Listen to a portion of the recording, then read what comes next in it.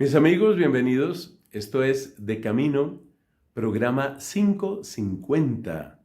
Nuestra vertiente 5 es la de preguntas y respuestas y ya llegamos a la edición número 50 en este De Camino, lo mismo que en los otros. Son 5 vertientes, es decir, que en este formato ya estamos hablando de unos 250 programas y pues yo solo le puedo dar gracias a Dios. En esta ocasión, la pregunta nos la envía un joven desde México y nos pregunta por qué tanto respeto hacia la vida humana y por qué tanta matanza de animales. Una pregunta que indudablemente se están haciendo muchas personas y que merece, por supuesto, nuestra atención. Para eso estamos aquí. Esto se llama De Camino. Interesante la pregunta que nos hace Emilio desde México. Aquella cuestión de defendemos la vida humana y a la vez permitimos la matanza de animales. ¿Cuál es la lógica? Bueno, hay varias cosas que decir aquí. Me parece que la primera es que yo pido que no miremos los derechos de los seres humanos y los derechos de los animales, expresión esta que requiere una cierta explicación. Digamos, la protección de la vida humana y la protección de la vida animal, creo que no debemos verla como ese juego que hay en los parques donde si sube un extremo baja el otro. Porque alguien podría entender la pregunta que nos hace Emilio en ese sentido. Es decir, que por estar defendiendo vida humana, estamos permitiendo matanza de animales. Eso se podría entender así. Como quien dice que cuanto más nos preocupamos de los seres humanos, más crueles nos volvemos con los animales. Hay que tener cuidado con esta manera de ver las cosas. En ningún caso corresponde a lo que enseñamos como cristianos. Es decir, esto no corresponde al ideal cristiano. Que nosotros tengamos ese desprecio o incluso esa crueldad contra los animales, de ninguna manera corresponde al pensamiento cristiano. Más bien, el pensamiento bíblico tiene una idea que a mí me parece absolutamente preciosa, y esa idea, que la hemos expresado en otras ocasiones, es la idea de que nosotros, los seres humanos, estamos llamados por el Señor, estamos llamados a ser ¿qué? El hombre está llamado a ser el jardinero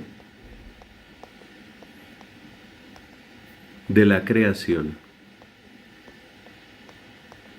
Es decir, que nos cuidamos de nuestro bienestar y procuramos nuestro bienestar, pero no a costa de destruir, de despedazar la naturaleza, los recursos naturales o a costa de una crueldad tonta y enfermiza contra los animales. Esta es la postura, esta que vemos aquí es la postura genuinamente cristiana. Nosotros somos llamados a ser jardineros de la creación. Eso para que lo tengamos claro. En segundo lugar, creo que es interesante hacer algunas preguntas. Por ejemplo,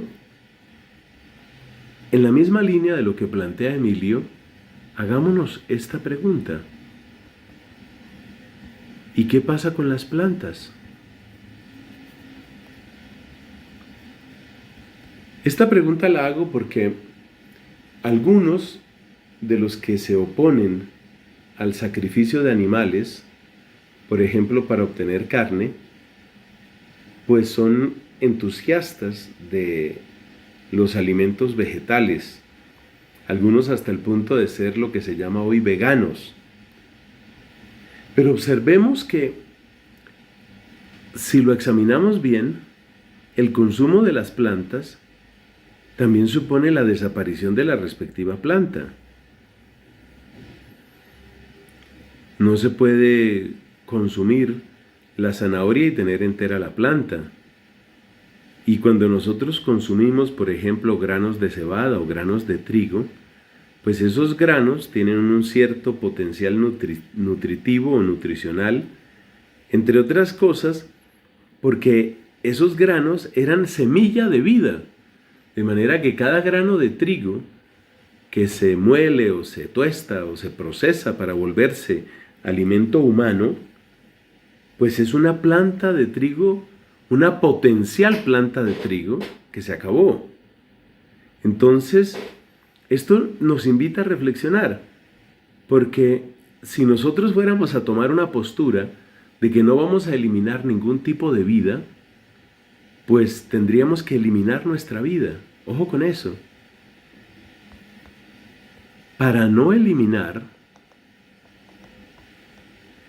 ninguna forma de vida,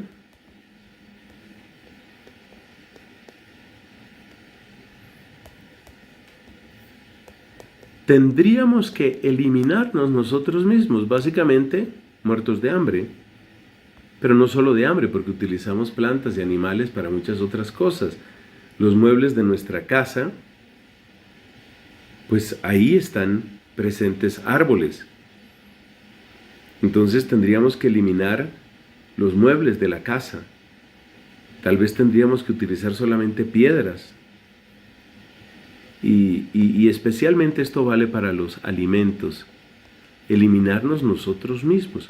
Estas consideraciones son interesantes para llegar a una conclusión que es clave, y es que sí hay un legítimo uso, una legítima utilización del potencial de vida que está en las plantas o que está en los animales. Si negamos ese principio, la consecuencia es que tendríamos que eliminarnos nosotros mismos. Otra pregunta en la misma línea, o en una línea semejante, es la cuestión del tamaño. Supongamos que decimos, bueno, vamos a eliminar las matanzas de animales. Para muchas personas eso significa animales grandes, pero por ejemplo, una pulga, puede sonar cachiste lo que estoy diciendo, pero ¿dónde está el límite? Una rata, por ejemplo. ¿La rata se elimina o no se elimina? Bueno, tal vez a muchas personas ya les parece muy grande. Ok, una plaga de langostas. Las langostas tienen unos cuantos centímetros. ¿Las eliminamos o no las eliminamos? Entonces, la cuestión del tamaño nos invita a reconocer que no podemos darle el mismo estatuto, que no podemos darle la misma dignidad a todos los seres vivos. Y ahí hemos llegado realmente al centro de nuestra explicación, porque el punto central en todo esto es el punto de la dignidad. Puesto de un modo sencillo, el tema de la dignidad es este: ¿vale lo mismo? Es la manera más sencilla de plantearlo. Es lo mismo matar, por ejemplo, un elefante que matar un ratón. ¿Merece el mismo castigo la persona que mata una pulga o la persona que mata una oveja? ¿Es igualmente culpable la persona que mata a un niño o la persona que mata a una tortuga? Entonces, cuando nosotros examinamos desde el punto de vista científico y filosófico, mucho más desde el punto de vista religioso, pero cuando nosotros examinamos desde el punto de vista científico y filosófico, llegamos a una conclusión, y es que hay una escala en los seres. Una escala que significa, pues, una escala de dignidad, en el valor que hay, en las cosas. Entonces nosotros reconocemos que hay operaciones que se dan únicamente en los seres humanos, concretamente la capacidad de entendimiento, la capacidad de hacer preguntas que van hacia el ser, la capacidad de querer de acuerdo con ese entender, lo que se llama voluntad. Entonces nos damos cuenta concretamente que por encima de las formas de conocimiento que puedan tener las plantas o los animales, en los seres humanos se da se dan unas operaciones, es decir, hay unas capacidades, hay unas facultades que no están en otros seres definitivamente. Y cuando encontramos propiedades que son únicas de un determinado ser, reconocemos su valor, aún en los minerales. ¿Por qué en todas partes es más valioso el oro, por ejemplo, que el hierro? Pues el oro es más valioso porque tiene propiedades. Esas propiedades, si se estudian a fondo, pues tienen que ver con partículas subatómicas y con leyes cuánticas. Pero cualquiera que sea la explicación, las propiedades únicas del oro hacen que tenga un valor indispensable, un valor innegable, perdón.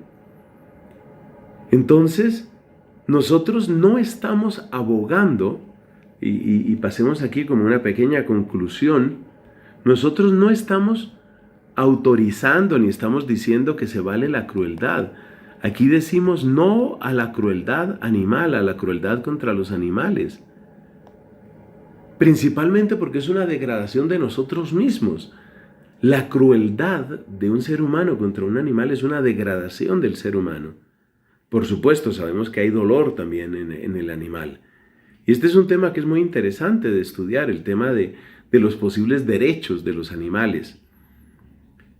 Ese sería tema como para otra pregunta, porque no es exactamente la que se plantea aquí. Entonces nosotros estamos diciendo no a la crueldad, pero tenemos que darnos cuenta que se puede tener una relación sin crueldad hacia los seres animales y al mismo tiempo un respeto y apoyo y cuidado de los seres humanos. Y hay que buscar nuevas formas que eviten esa crueldad, incluyendo la forma de crianza, la forma de crianza de esos animales. Eso hay que evitarlo. El evitar la crueldad significa también proteger la integridad de la naturaleza como un bien que nosotros hemos recibido de Dios. Para los que somos creyentes esto vale mucho, porque significa no voy a destruir la obra de Dios. Tengamos en cuenta, por último, que este no a la crueldad tiene que ver también con la manera como tratamos nuestras mascotas. Realmente el mejor ambiente para un perro es una casa. A pesar de los lujos que a veces se tienen en el cuidado de estas mascotas. Pero de nuevo, esa es una pregunta, esas son preguntas que pueden quedar para otra ocasión.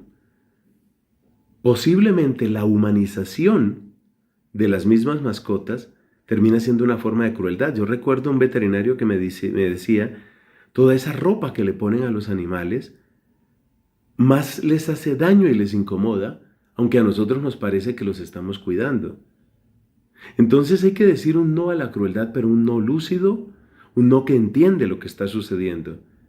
Y por supuesto, eso no se opone al cuidado de la vida humana. Observemos, subrayemos, destaquemos, mis amigos, el concepto fundamental.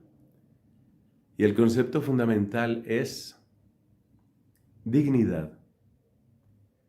Es sorprendente para una pregunta que parece simplemente política o legal, pues hemos tenido que sumergirnos hasta las entrañas de la filosofía, de la metafísica, de la ética. La clave de la dignidad. Yo me atrevería a decir que la dignidad es un concepto que está por redescubrir en nuestro tiempo y es urgente hacerlo. Esto es De Camino, bocados de conocimiento para que tu fe no se muera de hambre.